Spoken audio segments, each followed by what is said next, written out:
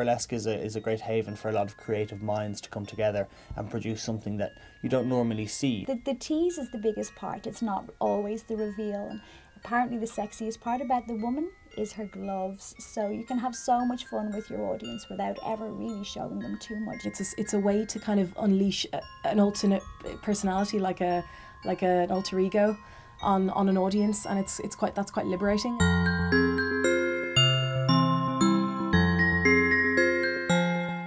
I suppose the aspects of burlesque that I love the most began with vaudeville.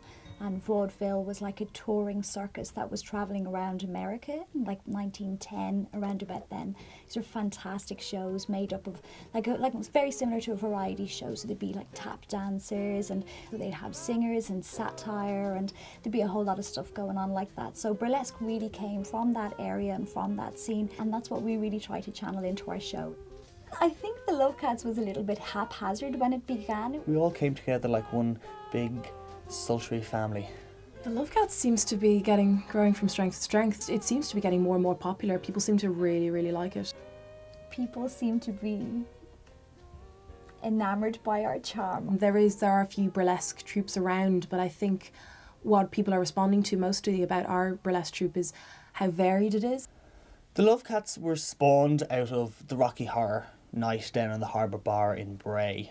Somebody had the idea of maybe putting together a burlesque show or even a burlesque night, and word of mouth spread, and everybody came together for the first show with their ideas. The response of the first show really encouraged people to go back, take what they had learned from that show and better it. Any performer who chooses to get involved can channel a little bit of themselves into it. So there is a lot of glamour in it, which I love, and there's a lot of fancy dress, and there's a lot of room for surprise and humours. Every show we've done has been progressively better and better, and the better we get, the more we want to do it, and the bigger we have, the bigger visions and projects we have. It's a place where you can dance and be theatrical and dramatic, and you can be sexy, but in a very kind of humorous way. When I'm on stage, I do take on sort of an alter ego. It's been taking a while to develop now, but it's kind of I just sort of like to be very flirtatious with the audience. When your dancing is purely based, or your performance is purely based on audience interaction and getting the audience to laugh and the audience to be engaged, that's the hardest part, because the wall has to come down and you have to approach the audience. Luckily though, in the acts that I do, I have a set character in each dance, so it's quite easy to distance myself from it and just be that persona while I'm on stage.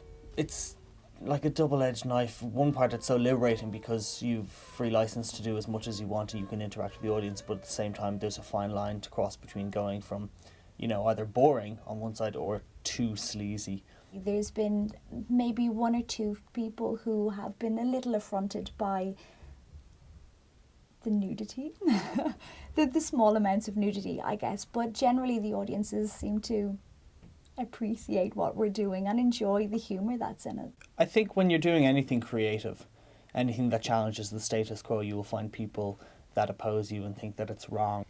I think it's one of those things where the people who want to see it know what it is, and they'll know what to expect, so they won't be kicking up a fuss, and anybody who will kick up a fuss, they don't have to come and see it. There's a lot of room for interpretation and also a lot of room for misinterpretation. It's not supposed to be about, look at this sex here on stage. It's supposed to be playful, and it's supposed to be kind of a throwback to a sort of a bygone era as well.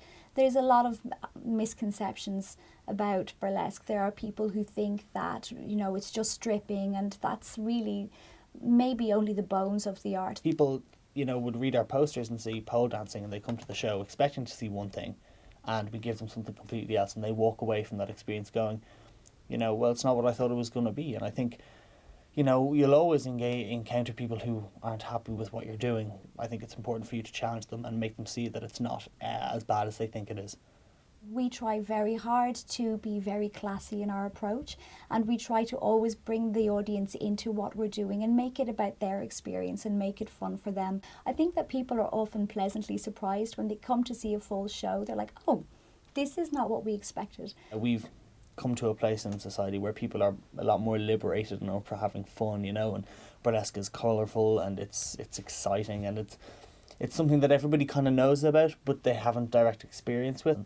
I think what the burlesque groups today, especially the LoveCats, are doing are promoting that it's not just about stripping. it's a spectacle. Burlesque is quite an underground thing at times. It comes into flavour and it disappears again. Like a lot of subcultures, it has its time to shine, and then there are the diehards that stick with it. This is the one realm where we all get to come together with our own creative expertise and produce something that encompasses everything and allows the audience to enjoy it on every different level.